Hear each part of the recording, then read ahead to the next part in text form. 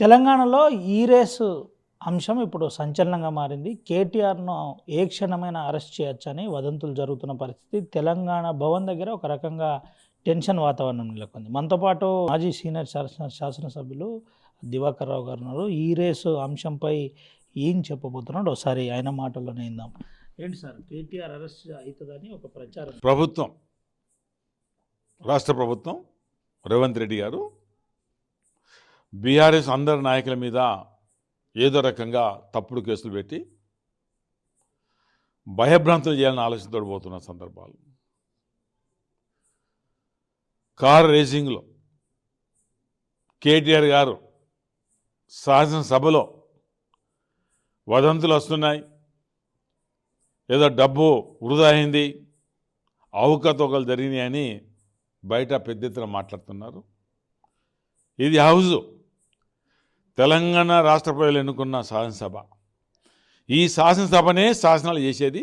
ఈ శాసనసభ ద్వారానే తెలంగాణ రాష్ట్రానికి, పక్క రాష్ట్రాలు, దేశానికి దిక్సూచి ఈ సభలనే మీకు దమ్ము ధైర్యం ఉంటే ఈ సభల్ని చర్చిద్దాం, నేను సిద్ధంగా ఉన్నా అన్నప్పుడు ఎవరు తోకముడిచారు? ఎవరు తోకముడిచారు? రాష్ట్ర ప్రభుత్వం కాదా? రాష్ట్ర ముఖ్యమంత్రి గారు కాదా? చెప్పండి. ఈరోజు కేటీఆర్ ఆనాడు ఐటీ మినిస్టర్ అయిన తర్వాత దేశ విదేశాల్లో తనకున్న మేధాశక్తితోటి అక్కడున్న విదేశాల్లో ఉన్న పెట్టుబడులతోటి మాట్లాడి పెద్ద ఎత్తున పెట్టుబడులు రావడానికి కారణం ఈ కార్ రేసింగ్ కూడా ఒక కారణం అని కూడా చెప్పడం జరుగుతుంది. దేశంలో హైదరాబాద్ పేరు ఉంటుంది, కానీ ప్రపంచంలో భారతదేశానికి మొదటి పేరు, తర్వాత భారతదేశంలో ఉన్న రాష్ట్రాల్లో కొంతమందికి అవగాహన ఉండొచ్చు, ఉండకపోవచ్చు, కానీ హైదరాబాద్ అనేది ప్రపంచ దేశాలకు తెలిసే దిశగా మన కేటీఆర్ గారు దేశ విదేశం తెచ్చిన వాళ్ళతో మాట్లాడి పెట్టిన ఇండస్ట్రీస్ కావచ్చు, ఈ కార్ రేసింగ్ల విషయాల్లో కావచ్చు. హైదరాబాద్ అనేది ఒక ముఖ్య పట్టణం. అక్కడ దేశ విదేశాల్లో మనం ఏదైనా క్యాపిటల్ అక్కడ పెట్టుబడి పెడితే మనకు అధికంగా లాభాలు ఉంటాయనే ఆలోచన రావడానికే ఈ కార్ రేసింగ్. దీన్ని పట్టుకొని అంటే దేశానికి, ప్రపంచానికి పేరొచ్చే దిశగా ఆయన ప్రయత్నం చేస్తే అనలేదో గోల్మాలైంది. ఈరోజు ఏ ప్రభుత్వాన్ని మనం చూస్తున్నాం, ఒక మంచి క్రీడాకారునికి ఆయనకు పారితోషికం ఇస్తున్నారు, తప్పులేదు, 100% ఇవ్వాల్సిందే. ఇంటి స్థలాలు ఇస్తున్న సందర్భాలు కొన్ని అక్కడక్కడ ఈవెన్ రాష్ట్ర ప్రభుత్వం కావచ్చు, జిల్లాలో ఉన్న కలెక్టర్ కావచ్చు, ఏదైనా గేమ్స్ కండక్ట్ చేస్తే దానికి కొంత డబ్బు ఇస్తారు. ఎక్కడ రూల్ ఉందా? అంటే వారికున్న పరిధిలో వారితోటి లాభం జరుగుతుంది, యువతను ప్రోత్సహించే దిశగా ఉంటుంది.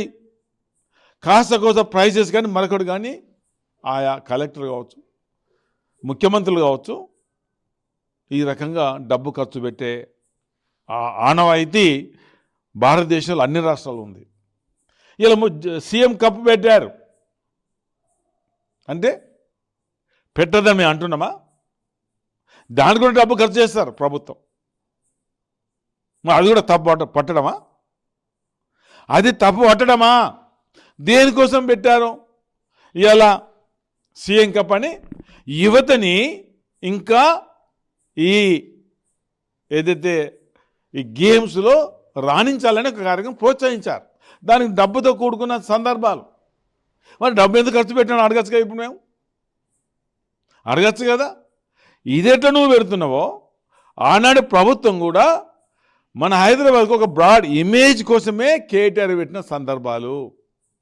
ఇది ఆ ఇమేజ్ మనకి పెరగడం వల్ల ఆనాడు ఈనాడు ఇక్కడ హైదరాబాద్లో కాస్త ఇండస్ట్రీస్ వచ్చినాయంటే బీఆర్ఎస్ ప్రభుత్వము, కేసీఆర్ గారు, కేటీఆర్ గారి సంగతి అది జగమెరిన సత్యం. ఇప్పటికే కేటీఆర్పై కేసులు నమోదు చేసిన పరిస్థితి, కొన్ని కేసులు నమోదు చేసి పూర్తిగా అటు గవర్నర్ పర్మిషన్ కూడా తీసుకున్నారు, అరెస్టుకు రంగం సిద్ధమైందని ఒక ప్రచారం జరుగుతుంది.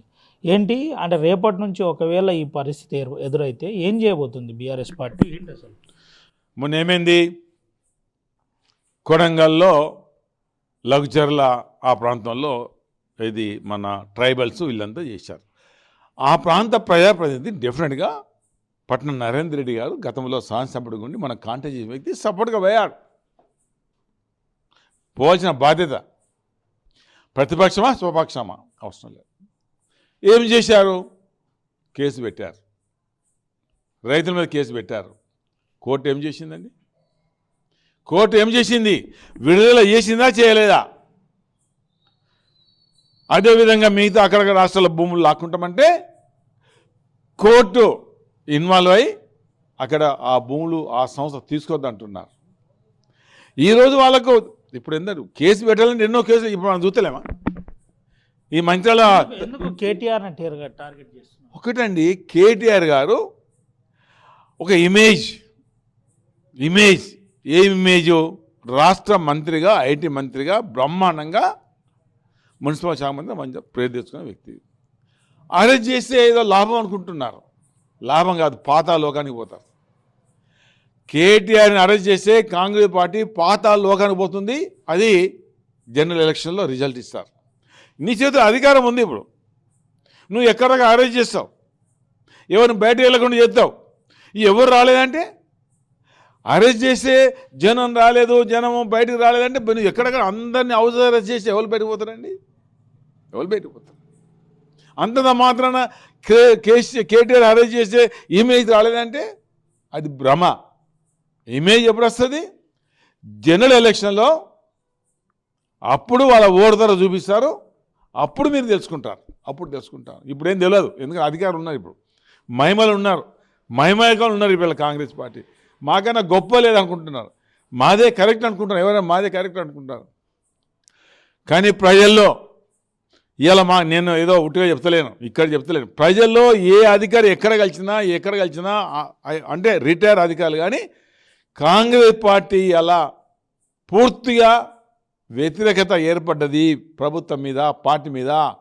ఇది ఎవరో చెప్తున్న మాట కాదు, వాస్తవంగా వాళ్ళకి లాయల్గా ఉన్న వాళ్ళు కావచ్చు, కొంత రిటైర్ అధికారులు కావచ్చు, వాస్తవమైన మాట చెప్తున్నారు. అంటే నేను ఎక్కడ కాదండి, మొత్తం ఎంటైర్ 119 కాన్స్టిట్యున్సీలో అక్కడక్కడ నాయకులు కూడా మంచిగా ఉండొచ్చిన కాదన, కానీ ప్రభుత్వం మీద పూర్తిగా వ్యతిరేకత ఇచ్చిన మాట ఇది నగ్న సత్యం. ఇది సీనియర్ శాసనసభ్యులు గతంలో మీరు 20 సంవత్సరాలు పనిచేసిన అనుభవం ఉంది. ఏం చెప్తారు ఈ అంశం మీద? కేటీఆర్ అరెస్టు వదంతుల మీద, కేసు నమోదు వదంతుల మీద ఒక గతంలో 20 సంవత్సరాలు మీరు ఎమ్మెల్యేగా పనిచేశారు, ప్రస్తుతం మాజీ ఎమ్మెల్యేగా ఉన్నారు. ఏం చెప్పబోతున్నారు? ఒక విషయం దృష్టిలో పెట్టుకోండి, ప్రభుత్వం చేతిలో అన్ని అస్త్రాలు ఉన్నాయి. లేనిది ఉన్నట్టుగా, ఉన్నది లేనట్టుగా చేసే అవకాశం వాళ్ళకు ఉంది. కేసు అనేది తప్పుడు కేసులు పెట్టే అవకాశం వాళ్ళకు ఉంటుంది. కానీ తప్పుడు కేసులు పెట్టిన సందర్భంలో ప్రజల రియాక్షన్ ఎట్లుంటుందో నేను ఇందాక చెప్పాను కదా, మళ్ళీ జనరల్ ఎలక్షన్ చూపిస్తారు. వాళ్ళ గొయ్యిని వాళ్ళే తోడుకుంటున్నారు. ఇప్పటికే తోడుకున్నారు, ఇంకా తోడుకుంటారు. ఇలా ప్రతి ఒక్కరు ఎడ్యుకేటర్స్ మరొక్కరు ఇది అన్యాయం అని గొంతెత్తు చెబుతున్నారు. అయినా వాళ్ళకు ధ్యాస లేదు, వాళ్ళకు సోయిలో లేరు. వాళ్ళు ఒకటే సోయిలు ఉన్నారు. మేము చేసేదే బాగుందనే దానిలో ఉన్నారు. ఇది ప్రజాస్వామ్య పద్ధతిలో ఆ రకంగా ఆలోచిస్తే మరి పార్టీ పాతాళలోకానికి పోతుందన్న సంగతి అది గమనించాలి ప్రజలు. అదేవిధంగా విద్యావేత్తలు అందరూ కూడా ఇది 100% అన్యాయం అనడానికి ఇలా సిద్ధంగా ఉన్నారు. ఆర్టీవీ ద్వారా కోట్ల రూపాయల దుర్వినియోగం జరిగింది అని ఆరోపించే కాంగ్రెస్ పార్టీ కావచ్చు, అదేవిధంగా కొంతమంది కావచ్చు, ఏం చెప్పబోతున్నారు మీరు? ప్రజలకు ఏం చెప్తారు ఈ అంశం మీద? ఒక విషయం, దుర్వినియోగం అనేది ఎక్కడ జరగలేదు. వాళ్ళకు అసలు ఏం కనబడుతుంది చెప్పండి? వాళ్ళకు ఇలా ప్రైవేట్లు కడితే దుర్వినియోగమా? గ్రామాల్లో ట్రాక్టర్ డంప్ యార్డ్ అని తెస్తే దుర్వినియోగమా? ఇంటిని నీరిస్తే దుర్వినియోగమా? 24 గంటలు కరెంట్ ఇస్తే దుర్వినియోగమా? రైతులను ఆదుకుంటే దుర్వినియోగమా? 1000 పైబడి రెసిడెన్స్ స్కూల్ పెడితే దుర్వినియోగమా? చెప్పండి. పేదలకి పెన్షన్ మరొకటి దుర్వినియోగమా? ఆడపిల్ల పెళ్ళి అయితే లక్ష ఇస్తే దుర్వినియోగమా అంటారు వాళ్ళు. ఇప్పుడు వాళ్ళకి నోటికి తాళం లేదు. దుర్వినియోగం అనకపోతే ఇంకా దుర్వినియోగం అన్నారు కదా, అమలు గారు హామీలు చెప్తేనే అధికారానికి వచ్చారు, చేయలేకపోతున్నారు కదా. వాళ్ళు ఇచ్చిన దానిలో 6 గ్యారెంటీలు 400 పైచిలుకులో వాళ్ళు 1-2కే పరిమితం. ఒకటి మహిళలకు లేడీస్లో ఆర్టీసీ, 40% గ్యాసు, 30% ఏమో కరెంటు. ఇవి తప్ప ఇంకేమి ఇచ్చింది చెప్పండి? ఇచ్చేనా? ఏదైనా ఇచ్చేనా చెప్పండి? అందరు రుణమాఫీ అన్నారు, ఇంకా బాగుందని చెప్తున్నారు కదా. ఇంకా 19,000 కోట్లు బాకీ ఉన్నారు, మొత్తం అయిపోయింది అన్నారు. 2 లక్షలు రుణమే రాలేదు. ఇంకా నేను మొన్న ఒక మాట మాట్లాడాను, బాకీ రుణమాఫీ కానీ ఒక్కసారి రమ్మండి, మంచాలు రమ్మంటే దాదాపు 1000 మంది వస్తారు. మీ చెల్లిస్తామని ఇట్లా మాట ఇవ్వండి, ఒక మంత్రి వచ్చి చెప్పండి నేను వస్తున్నా మీ అందరికీ నామోజీకి మీకు డబ్బులు ఇస్తున్న ఒక అనౌన్స్ చెప్పని చెప్పండి. ఉట్టిగా రారు కదా. లోన్ తీసుకున్నారు, 2 లక్షల లోన్ తీసుకున్నారు. రేపటి నుండి పార్టీ కార్యక్రమాలు ఏమైనా ఉండబోతున్నాయా ఈ అరెస్ట్ అంశం మీద? ఏంటి పార్టీ అధిష్టానం ఏ పిలిపిస్తే ఆ పిలుపును 100% మేము దాన్ని ఫాలో చేయడమే. దానిలో ఏ మాత్రం వెనకం చేసేలేదు. ప్రజాస్వామ్యం కోసం మాకు ఉంది. అంబేద్కర్ రాజ్యాంగం ప్రకారం మాకు నమ్మకం ఉంది. కోర్టు మాకు న్యాయ పోరాటం చేస్తాం. వాళ్ళు ఏం చేసినా న్యాయ పోరాటమే మాకు శ్రీరామ రక్ష అనేది ఒక నమ్మకం, విశ్వాసం, రాజ్యాంగం మీద నమ్మకం, విశ్వాసం మాకుంది. న్యాయ పోరాటమే మాకు శ్రీరామ రక్ష అని మాజీ ఎమ్మెల్యే దివాకర్ రావు చెబుతున్న పరిస్థితి మనం మరో నాయకుడు మాట్లాడేది. ఈ రేసు వల్ల మోసం జరిగింది, నష్టం జరిగింది అని ఆరోపించుతాం. ముఖ్యంగా రాష్ట్ర పరిస్థితిని ఒకసారి మీరు గమనించినట్టయితే చాలా స్పష్టంగా చెప్పవచ్చు. ఒక విద్యావంతుడు అన్ని విషయాల పట్ల క్షుణ్ణంగా పరిశీలించి ఆచరణలో పెట్టినటువంటి వ్యక్తి ఒక పక్కన ఉన్నాడు, కేటీఆర్ గారు. అంటే వారి ఆలోచన విధానం వల్ల తెలంగాణ రాష్ట్రంలో ఉన్నటువంటి విద్యార్థులు, చదువుకున్న వాళ్ళు ఏ రకంగా నేను వాళ్ళని ముందుకు తీసుకుపోగలుగుతా అనేటువంటి చక్కని ఆలోచన వారికి ఉన్నది. ఎందుకంటే వారి పాలన కానీ వారి ఆలోచన విధానం కానీ చాలా గొప్పగా ఉంటుంది రాష్ట్రం పైన. రేవంత్ రెడ్డికి వచ్చేసరికి ఈ దొంగ భూములు కబ్జా చేసి, ఫోర్జరీలు చేసి, ఓటుకు నోటు దొంగ కేసులో రెడ్ హ్యాండ్గా పైసల బ్యాగులతో దొరికినటువంటి నేర చరిత్ర కలిగినటువంటి వ్యక్తి రేవంత్ రెడ్డికి తెలిసిన పాలనల్లా అరెస్టు చేయాలి, అక్రమంగా వాళ్ళని ఇబ్బందులు పెట్టాలి, అక్రమ కేసులు బనాయించి జైలుకు పంపాలి అన్నది ఆయనకు తెలుసు. కేటీఆర్ గారికి అట్లా లేదు. నా దేశం, నా రాష్ట్రం ఎట్లా అభివృద్ధి చెందాలి, నా దేశం ఒక భారతదేశంలో ప్రపంచంలో గొప్పగా ఎలాంటి ప్రశంసలు పొందాలి అనే ఆలోచన వారికి ఉంటుంది. దీంట్లోనే వాళ్ళ వ్యత్యాసం కనబడుతూ ఉన్నది. నేనేమంటా ఉన్నానంటే, ప్రపంచంలో అత్యంత ప్రాధాన్యత కలిగినటువంటి ఫార్ములా ఈ రేస్ కార్ ఏదైతే ఉందో ఆ వ్యవహారంలో భారతదేశంలోనే మొట్టమొదటిసారిగా తెలంగాణ రాష్ట్రం జరిగింది. భారతదేశానికి, తద్వారా తెలంగాణ రాష్ట్రానికి, హైదరాబాద్కి గొప్ప పేరు రావడమే కాకుండా ప్రపంచ దేశాల నుంచి ఎన్నో కంపెనీలు తెలంగాణ రాష్ట్రానికి వచ్చినటువంటి సందర్భాలు. ఇలా ఈ దుర్మార్గుడు చేసే పని నేను చక్కగా చెప్పదలుచుకున్నా. ఆయన ఏదైతే ఈ కక్షపూరిత రాజకీయాలకు బలైతున్న తెలంగాణ రాష్ట్రం, కేటీఆర్ గారు, కేసీఆర్ గారు, హరీష్ రావు గారు ఇంకొకరు కాదు, తెలంగాణ రాష్ట్రం బలైతా ఉన్నది. తెలంగాణ రాష్ట్ర పేరు ప్రఖ్యాతులు నాశనం అయ్యే క్రమంలో తెలంగాణ రాష్ట్రానికి వచ్చే పెట్టుబడులు కానీ కంపెనీలు కానీ బంద్ అవుతూ ఉన్నాయి. ఈ రాష్ట్ర పరువు నాశనం చేయడానికే కంకణం కట్టుకున్నాడు ఈ రేవంత్ రెడ్డి తప్పితే మరొకటి లేదు. రాష్ట్ర శాసనసభలో తెలంగాణ రాష్ట్రానికి సంబంధించినటువంటి ఏ కార్యక్రమమైనా, ఏ చర్చ అయినా, ఏ పథకమైనా, ఏది ప్రవేశపెట్టాలన్నా శాసనసభ వేదిక జరుగుతుంది. రాష్ట్రం కానీ, భారతదేశం కానీ ఈ రాష్ట్ర శాసనసభలో జరిగే విషయాలను గమనించుకుంటూ ముందుకు పోతూ ఉంటారు.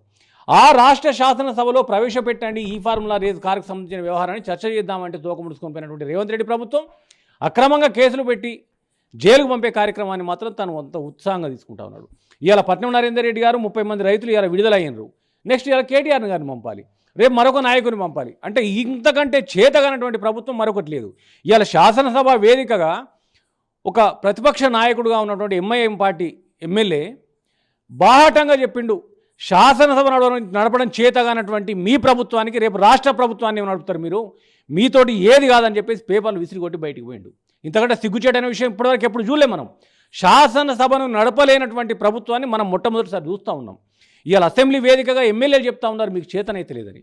ఇంత గొప్ప కార్యక్రమాలు, ఇంత గొప్ప పథకాలు ప్రవేశపెట్టి అభివృద్ధి సాధించి లక్షల మంది విద్యార్థులకు ఉద్యోగాలు వచ్చే విధంగా కృషి చేసినటువంటి కేటీఆర్ గారి పైన వీరు చేస్తున్నటువంటి కక్ష తెలంగాణ రాష్ట్ర పేరు ప్రతిష్టలు పాడు చేయడం కోసం తప్పితే ఈయన వ్యక్తిగతంగా నేను జైలుకు పోయినా అంటే నువ్వు బట్టెబాజు పనులు చేసి జైలుకు పోయినావు, తెలంగాణ రాష్ట్రం కోసం, దేశం కోసం నువ్వు ఏదో ఉద్ధరించి చేసింది కాదు ఇది. ఎన్నో హామీలు చేసినావు, అబద్ధాల పునాదుల మీద ఒక ప్రభుత్వాన్ని ఏర్పాటు చేసుకున్నావు. పాలన చేతగాక ఇలా అరెస్టుల మీద ఆధారపడి బతుకుతుంది తప్ప అంతకంటే మరొక విషయం కాదు. కేటీఆర్ గారిని అరెస్ట్ చేస్తే నీ ఉడత ఊపులకు భయపడి కేసీఆర్ గారి నాయకత్వంలో పనిచేసేటువంటి ప్రజాప్రతినిధులు కానీ, నాయకులు కానీ, కార్యకర్తలు కానీ, ఉద్యమకారులు కానీ భయపడతారనుకుంటే నీకంటే దుర్మార్గుడు ఇంకొకడు ఉండడు. నువ్వు ఎంత అరెస్ట్ చేస్తే అంతకు రెట్టింపు ఉత్సాహంగా ముందుకు పోవడానికి మేము సిద్ధంగా ఉన్నాం. మా పైన ఎన్ని కేసులు పెడితే ఇంకా 100 అడుగులు ముందుకేస్తాం తప్ప ఒక్క అడుగు వెనకకేసే పరిస్థితి లేదు అని చెప్పేసి హెచ్చరిస్తా ఉన్నాం. ఏంటి అసలు రేపు ఒకవేళ అరెస్ట్ అయితే ఇప్పటికే కేసు నమోదు చేసినారు, గవర్నర్ దగ్గర పర్మిషన్ తీసుకున్నారని అంటున్నారు, రకరకాల వదంతులు జరుగుతున్న పరిస్థితి, తెలంగాణ భవన్ దగ్గర ఒక రకంగా టెన్షన్ వాతావరణం నెలకొన్న పరిస్థితి. ఏంటి ఒకవేళ రేపు పొద్దున అరెస్ట్ అయితే ఏం కార్యాచరణ చేయబోతున్నారు, ఎట్లుండబోతుంది? ఇప్పుడు చేతగాని ముఖ్యమంత్రిని బాగా ఊహించుకుంటున్నాడు. యావత్ తెలంగాణ రాష్ట్ర ప్రజలకు అర్థమైంది. ఖచ్చితంగా బీఆర్ఎస్ పార్టీ నాయకులను, ప్రజాప్రతినిధులను, ముఖ్య నాయకులను ఏదో అక్రమ కేసులు పెట్టి ఇరికిస్తాడు, జైలుకు పంపుతాడు అని చెప్పేసి. వీడు జైలుకు పంపినంత మాత్రాన అక్కడ ఏదో ఒక ప్రజల పక్షాన పోరాడడం కానీ, ప్రజలకు మద్దతుగా నిలబడడం కానీ ఆగుతుంది అనుకుంటే దుర్మార్గం అది. ఖచ్చితంగా న్యాయ వ్యవస్థ నమ్ముకొని పోతా ఉన్నాం. ఇలా మా బోటి కార్యకర్తల మీద కేసులు అయితే మేము కూడా న్యాయ వ్యవస్థకు పోతున్నాం, బెయిల్ తీసుకుంటున్నాం, పేషీలకు తిరుగుతూ ఉన్నాం. కేసీఆర్ గారు అరెస్ట్ చేస్తే కేసీఆర్ గారిని కూడా మేము చట్టబద్ధంగా కోర్టుకు పోతాం, బెయిల్ అప్లై చేసుకుంటాం, తీసుకుంటాం, అదే ప్రజాక్షేత్రంలో ప్రశ్నిస్తాం. వచ్చేసి నువ్వు అరెస్ట్ చేసిన దానికి నీ దగ్గర ఉన్న ఆధారాలు ఇవ్వ ప్రవేశపెట్టమని చెప్తాం. ఇట్లాంటి వ్యవహారం రాష్ట్రంలో ఇక్కడ కానీ, దేశంలో కానీ ఇక్కడ జరిగిందా? ఇలా మీరు ఒక విషయాన్ని గమనించాలి. ఇలా గ్రామ పంచాయతీలకు, మున్సిపాలిటీలకు కూడా హక్కు ఉన్నది సొంతగా నిర్ణయాలు తీసుకొని ప్రజాక్షేత్రంలో నిధులు ఖర్చు పెట్టడానికి. ఇలా ఒక రాష్ట్ర మంత్రిగా వారికి ఒక శాఖ ఉన్నది. ఆ శాఖ పరిధిలో నిబంధనలకు లోబడి వారు ఖర్చు పెట్టినటువంటి దాన్ని తప్పు పెట్టి నువ్వు పెట్టేదాంట్లో డొల్లతనం కనబడతా ఉన్నది. ఖచ్చితంగా కేసీఆర్ గారి నాయకత్వంలో ఈ అరెస్టులను తీవ్రంగా ఖండిస్తాం. ప్రతి గడపకు కూడా ఈ అక్రమ అరెస్టులకు సంబంధించిన విషయాలను చేరవేస్తాం. ప్రజల నుంచి కూడా ఈ ప్రభుత్వం మీద పోరాటాన్ని కొనసాగించే విధంగా సిద్ధం చేసే దిశగా రేపు బీఆర్ఎస్ పార్టీ ముందుకు పోతుంది. ప్రజలకు ఏం చెప్తారు రేపటి ఈ రేస్ అరెస్ట్ అంశం? ప్రజలను మేము కోరుతున్నది ఒకటి, ఇలా తెలంగాణ రాష్ట్రంలో ఉన్నటువంటి తెలంగాణ ప్రజలు, వారి వారసులు, వాళ్ళ బిడ్డలు రేపు భావితరాల కోసం కొన్ని లక్షల కంపెనీలు తీసుకొచ్చి లక్షల మంది విద్యార్థులకు ఉద్యోగాలు ఇచ్చినటువంటి గొప్ప నాయకుడు, ఆదర్శవంతమైన నాయకుడు ఇవాళ కూడా అంటూ ఉన్నారు ప్రజలు. కేసీఆర్ గారు, కేటీఆర్ గారు ప్రభుత్వంలో ఉండుంటే ఇవాళ ఈ ఎంతోమంది పిల్లలకి ఇంకా ఉద్యోగాలు వచ్చేటి, ఇవన్నీ ఇబ్బంది పడుతూ ఉన్నామని చెప్పేసి. అలాంటి నాయకుడిని అరెస్ట్ చేసే క్రమంలో ప్రజలు కూడా స్పందించాలని కోరుతాం. ప్రజల మద్దతు కూడా తీసుకుంటాం. 100% ప్రజల మద్దతు మాకు ఉన్నది.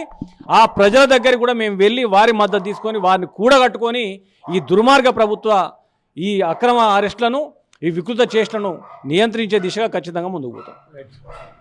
ఇది పరిస్థితి. ఇదంతా అక్రమ అరెస్టు కోసం ప్లాన్ జరుగుతుంది. దీన్ని మేము తీవ్రంగా వ్యతిరేకిస్తున్నాం, ఖండిస్తున్నాం. ముఖ్యంగా హైదరాబాదు దేశంలోనే ఒక ప్రత్యేక పేరు రావాలని కేటీ రామారావు అప్పుడున్న ఐటీ మంత్రి ప్రయత్నం చేశారు. కానీ ఇప్పుడున్న రేవంత్ రెడ్డి ఆ పేరును పొడగొట్టడానికే ప్రయత్నం చేస్తున్నారని చెబుతున్నారు. మరోపక్క మాజీ ఎమ్మెల్యే దివాకర్ రావు చాలా స్పష్టంగా ఒక విషయం చెబుతున్నారు. కక్షపూరితంగానే, మళ్ళీ చెబుతున్నాను, కక్షపూరితంగానే అరెస్ట్ చేసే ప్రయత్నం చేస్తున్నారు. దీనివల్ల ప్రభుత్వానికి నష్టం.